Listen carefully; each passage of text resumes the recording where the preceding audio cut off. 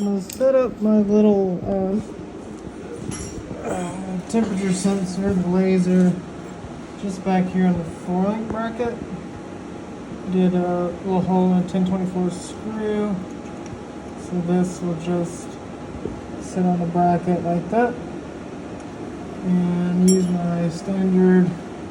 I use these little button head 1024s all over the place, so I have a bunch of them. They're in my tools, they're in my little box, so if one falls out, I got plenty of these.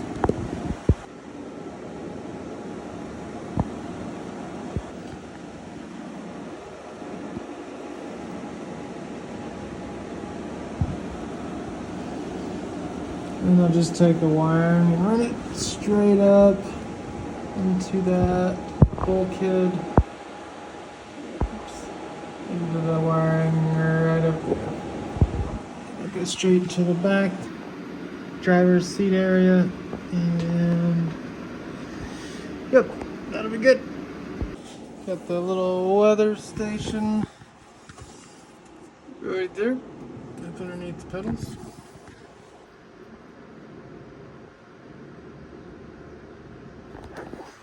So wiring will just be, grab the wires there, running across to the ECU on the other side.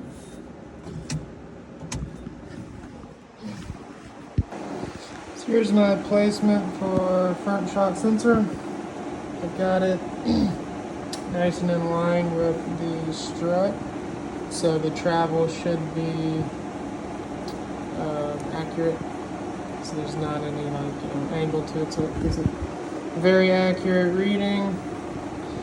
Just gonna run the wires up the tube and across to the ECU, or to maybe, I don't know. There should be enough wire to go all the way to the ECU. If not, I'll go to like some little junction box or something. But so we have the rear track temp laser, we have the weather station under there, and then we have front travel. We already have rear travel. So wheel speed sensor. We're gonna put on a wheel speed sensor, and then I got a couple pressure transducers that I'm gonna put in some different places.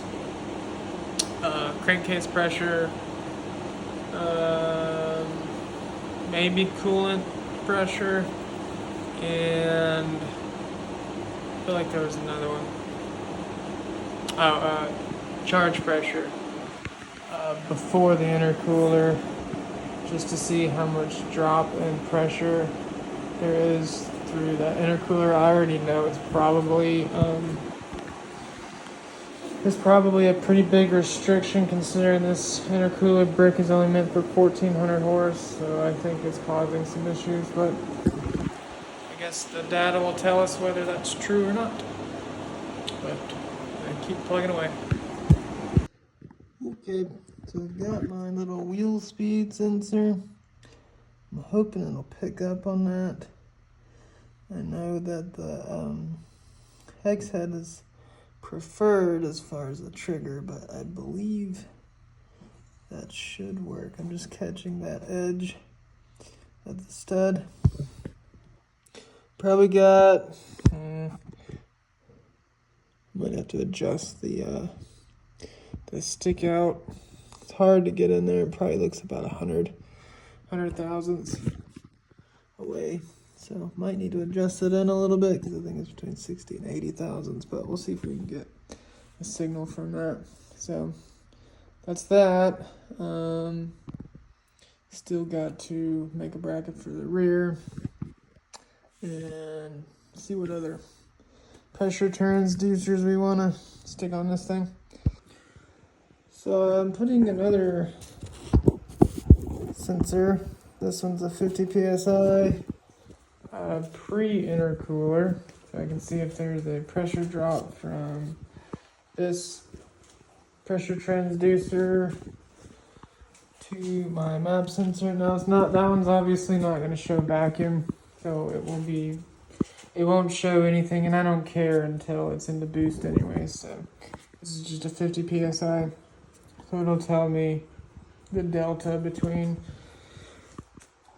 coming into the intercooler and post intercooler. I wanted to know that delta under boost. So that's what I'm gonna do there.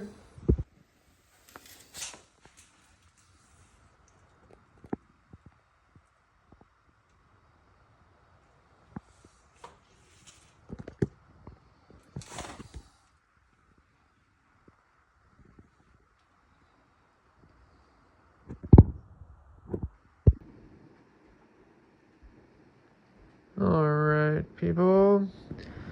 Oh, that little thing's stuck in the corner. What the heck? Everybody knows that I'm live. Oh, that's so annoying. Maybe it doesn't show up in reality. Alright, so got all the sensors hooked up, and it would have been much quicker if I didn't have slight dyslexia, whatever. Putting the numbers in. The first time I logged, everything was wonky because I pinned the numbers in incorrectly. Anyways, so a few things what I did here was I lifted the car up and I spun the tire. So obviously nothing's running right now. It's in stall condition, but we also have front wheel speed and we have front shock, and the rear shock moved a little bit. The resolution's a little funny. It did not move as much as it kind of looks.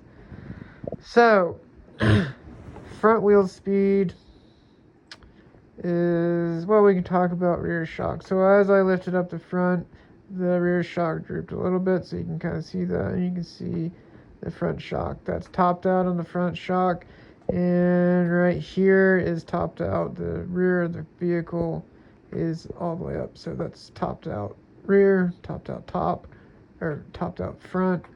And then blue line is speed, so whenever I picked it up,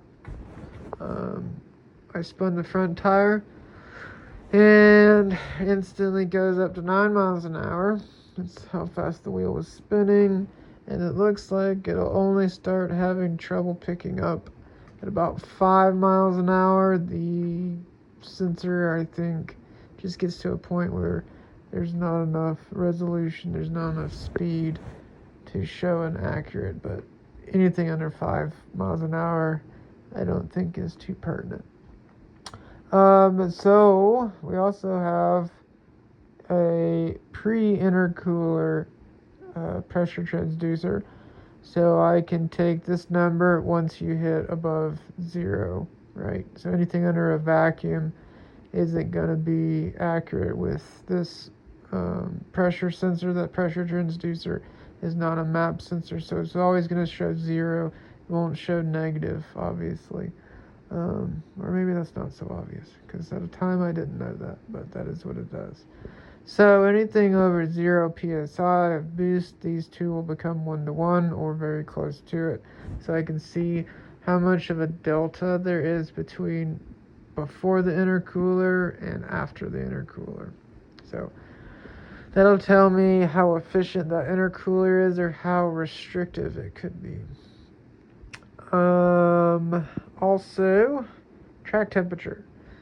We don't tend to have much issue spinning, but we're not hitting it very hard. We usually do like 120, 119. Fastest 60 foot is a 117, so we're not really hammering it hard. But it will be good to know what the track surface temperature is right in front of the rear tire. So that'll be something we can keep an eye on. Also have weather. We have a little weather station in there. So this is ambient temperature.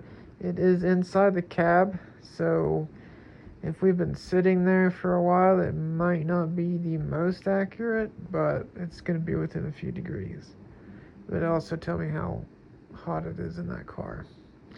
We have weather baro, so I can take that and compare it to barometric on the Holly Dominator and just verify sanity, which I need to look because this barometric pressure is in PSI, so I'd have to do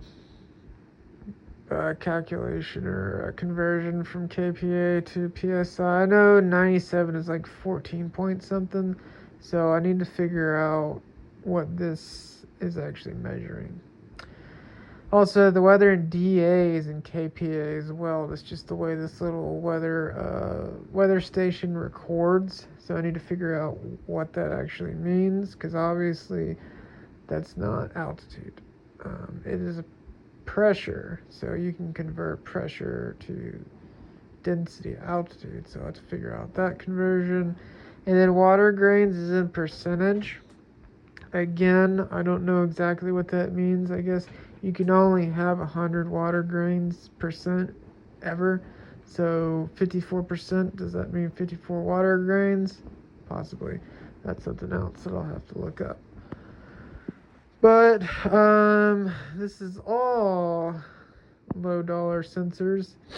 So we will be testing these and seeing how we like them. Is the data usable? Is it good data? Is it something that's going to help us? I sure hope so. I think so. We just have to figure out how to implement different things. Say, for instance, front wheel speed. If I have rear wheel speed, where's that? If the rear wheels are moving and then the front wheels slow down or stop moving in relation to the rear, I can implement a wheelie control. And that could be very helpful, especially if I want to change the gear ratio and the transmission to get away from that 148 second gear launch, get something more like a 160 or 170. I can mitigate wheelie problems. What else do we have?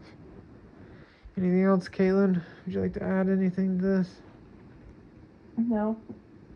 Okay, that was Caitlin's commentary for this video. Wally Seamus, anything? It says no. Wally, make yourself known. I'm sleepy. Oh, now he doesn't want to make a fuss. But, yeah, so that's pretty much it. Excited to get back out to the track and actually go over some of this data. So now I can spend hours and hours poring over the data, as Caitlin likes to call it. I'm excited about the next race because there's an amusement park. Yep, it's called a race car. No, a real one. And anyway, what was it, Beach Bend? Yeah. Beach Bend in Kentucky. Yep. Yeah, Kentucky. What is Bowling Green, Kentucky. Bowling Green, Kentucky. So if you like bowling, you like greens, and you like Kentucky, No. be there. We'll be there. We will be there. Anyways, that's all I've got for this one.